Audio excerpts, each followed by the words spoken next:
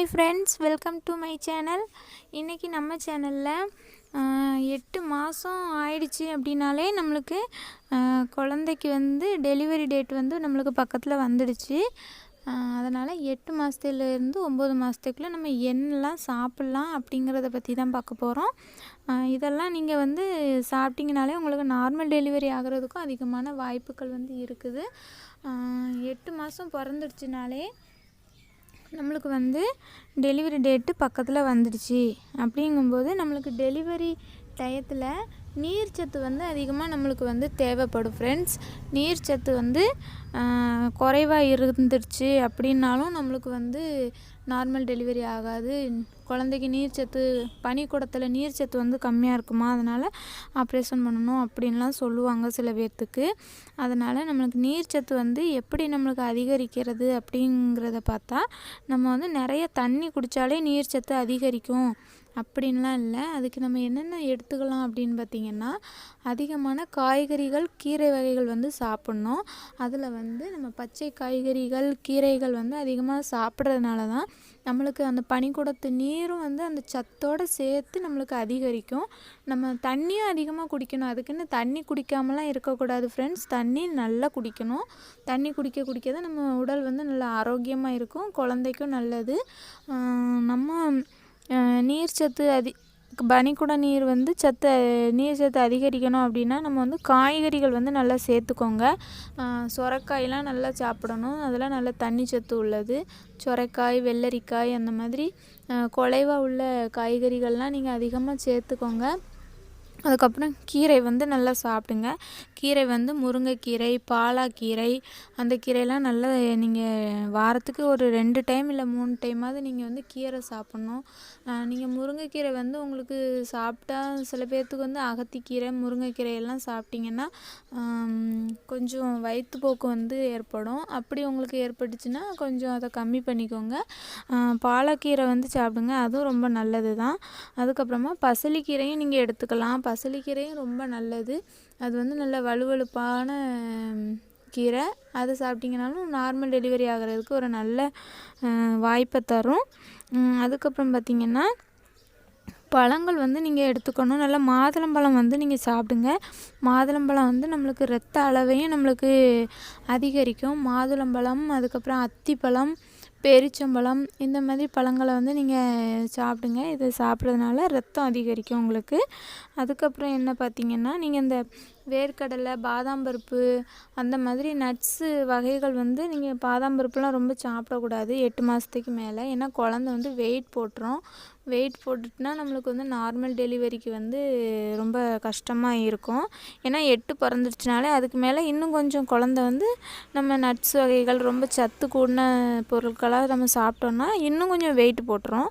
அதனால் நீங்கள் கொஞ்சம் அந்த ஹார்லிக்ஸு அந்த மாதிரி ரொம்ப அதெல்லாம் குடிக்கவே கூடாது ரொம்ப. ஏன்னா குழந்த வெயிட் போட்டுரும். வெயிட் போட்டுருச்சுன்னா அதுக்கப்புறம் நம்மளுக்கு நார்மல் டெலிவரிக்கு வாய்ப்பு இல்லாமல் போயிடும். வெயிட் போடுறத கொஞ்சம் அந்த மாதிரி பொருட்களை நீங்கள் உணவுகளை கொஞ்சம் கட்டுப்படுத்தி சாப்பிடாம இருங்க. அதுக்கப்புறம் பார்த்திங்கன்னா, நீங்கள் முருங்கைக்கீரை சாப்பிட்டிங்கன்னா உங்களுக்கு குழந்த பிறந்ததுக்கப்புறமும் தாய்ப்பால் உங்களுக்கு நல்லா இருக்கும். இப்போ இன்றைக்கி வலி உங்களுக்கு நாளைக்கு குழந்த பிறந்துருச்சுன்னு வச்சுக்கோங்களேன். உங்களுக்கு அந்த டயத்தில் சில பேருக்கெல்லாம் தாய்ப்பால் இல்லை எனக்கெல்லாம் டெலிவரி ஆகிருக்கும் போதெல்லாம் பக்கத்துலலாம் நிறைய பேர்த்துக்கு தாய்ப்பாலே இல்லைன்னு ரொம்ப இது பண்ணுவாங்க. குழந்தைக்கு அழுதுகிட்டே இருக்குது அப்படின்ட்டு. அது சில பேர் அதெல்லாம் கொடுக்க மாட்டாங்க. கீரை வகைகள் அதெல்லாம் சாப்பிட மாட்டாங்க.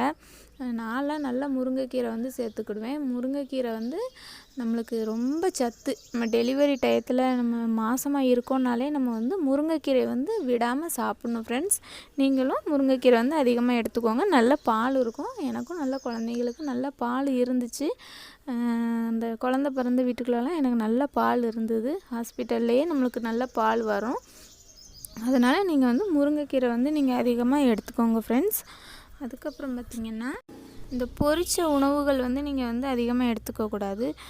பொரிச்ச சிக்கன் அந்த மாதிரி எண்ணெயில் ரொம்ப பொரிக்கிற உணவுகள் கொஞ்சம் எடுத்துக்காதீங்க. ஏன்னா அது நம்ம நெஞ்சு எரிச்சல் கொடுக்கும். நெஞ்சு கரிப்பு மாதிரி வரும். நம்ம ரொம்ப ஜீரணமாகாது. அதனால் எண்ணெய் சத்து அதிகமாக சேரக்கூடிய பொருட்கள் வந்து உணவுகள் வந்து நீங்கள் வந்து எடுத்துக்காதீங்க. சிக்கனெல்லாம் நீங்கள் அதிகமாக சாப்பிடவே கூடாது.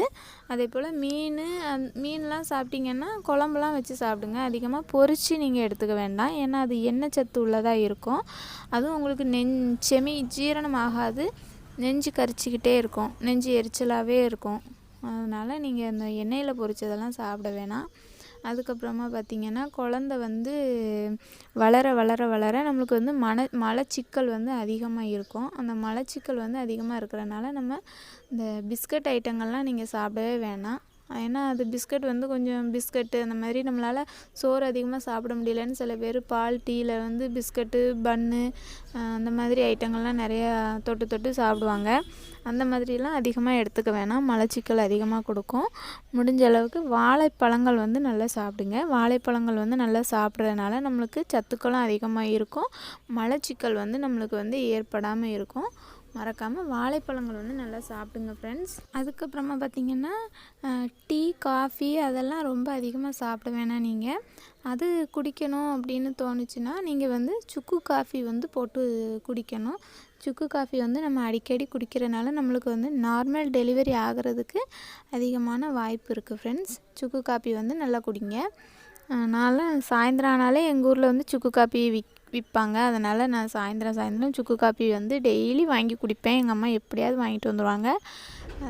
நான் 8 மாதத்துக்கு மேலே தான்.